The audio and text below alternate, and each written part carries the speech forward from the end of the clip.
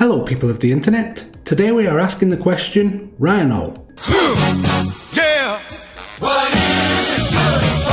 What is the Warframe Rhino good for? This is a tricky one that should be easy. Rhino is good for everything. He is not the best at everything, but he is good at everything, simply because he cannot die when played well. To understand this, we will need to take a look at his abilities both in the simulacrum and out in the wild for some practicality. So let's get into that right now. Rhino's first ability is his Rhino Charge. Rhino charges towards a target, clobbering any in his path and goring his victim. Damage of this ability is affected by ability strength, and affected enemies are ragdolled. Rhino's health is immune to damage whilst charging. The damage of this ability is not too great, even when you heavily mod into ability strength, so I do not recommend modding for that specifically. It is best used in conjunction with his second ability with an augment, which we will get to shortly. But as you can see, the enemies are ragdolled around and thrown quite some distance when used. Rhino's second ability is the one that is used by most players most of the time. This is his Iron Skin ability. Rhino hardens his skin, insulating himself from all damage. The amount of health Iron Skin gets is determined by the amount of base health and armor Rhino has, along with ability strength. As such, in the basic setup I have, the amount of health granted to Iron Skin is around 8,400 to start with. This will be depleted prior to his main health or shields.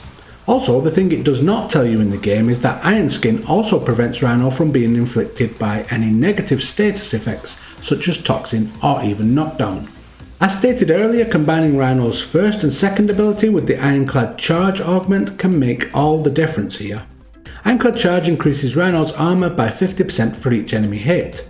Therefore, if you use the charge ability and then use the Iron Skin ability immediately afterwards, you can really bump up the amount of health the Iron Skin ability has. In my case here, this has gone from being around 8,400 to over 55,000, which as you can see is a huge increase. This makes Rhino even more tanky than he already was, and the basic Iron Skin is easily enough to get you through most of the content in the early game anyway. To take a look at this in a practical sense, we can start by looking at how easy it is to complete the weekly Maru's Bazaar mission on Mars.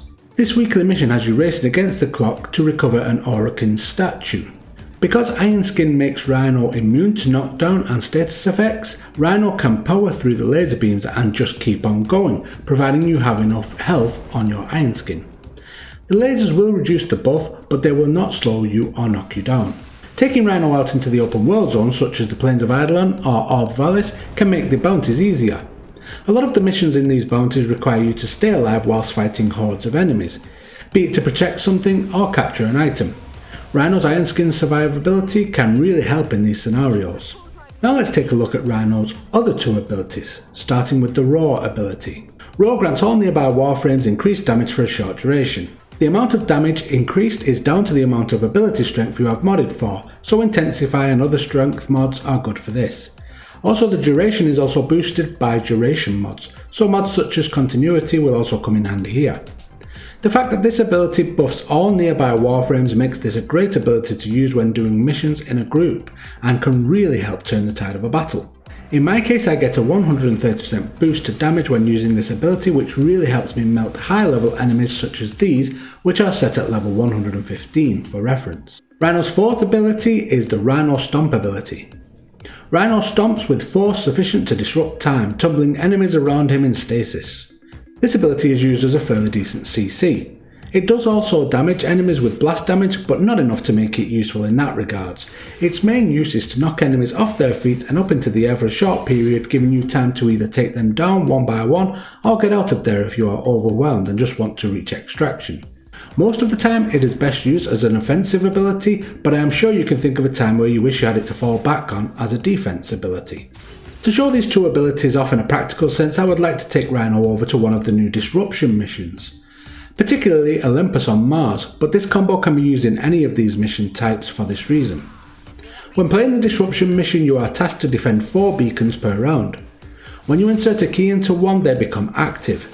After a certain amount of time, a strong enemy will come to destroy the beacon, in most cases. You will know they are on their way as you will start to hear a blip that gets louder and louder as they approach. The easiest way to deal with these as Rhino is to activate the roar ability first to get your increased damage buff, and then when the enemy gets too close, use your stomp ability to CC them and keep them suspended for a short period whilst you burst them down. Rinse and repeat this each time for a flawless round. So that is what Rhino can do. Now you may well be asking, how do you get your hands on the Warframe if you don't have it already? To gain the Rhino parts you need to defeat Jackal in the mission Fossa on Venus. I recommend taking a decent melee weapon with a good amount of reach for this boss, such as the Atarak's Whip. With this weapon you can attack all 4 of the Jackal's limbs at once while swinging it around. Doing this will drop it to the ground, which will then allow you to attack its main torso. Rinse and repeat until it is defeated and then extract. You should now have one of the parts to craft Rhino. In this instance I got the Neuroptics. Repeat the mission until you also have the systems and chassis, and then buy the blueprint from the marketplace with credits. You will then be able to craft the parts and Warframe at your foundry. So there we go, we have taken a brief look at Rhino and seen what he is good for. I do feel that you will be able to clear the rest of the entire star chart with this Warframe alone should you wish to do so. However, while he is good at defending himself in almost every scenario, he can fall short in missions that require you to defend objectives or in a spy mission later on, especially when trying to stay longer in the endless mission types. For these I would recommend a defense frame such as Frost, or a stealth frame such as Loki. It just so happens that they will be the next 2 Warframes I take a look at in this series, so if you would like to see those, then please feel free to subscribe and stay tuned. If you enjoyed this video, then please give me a like, as it would really help me out, and if you would like me to make a video of a Warframe I have not yet covered or mentioned, be sure to request it in the comments below and I will do my best to facilitate. Thank you very much for watching, and I will see you again next time.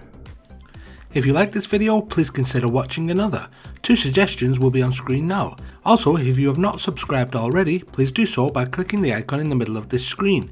Every view and subscription will go a long way to helping the channel grow, and in turn will result in more content for you. Thank you, and until the next time, goodbye.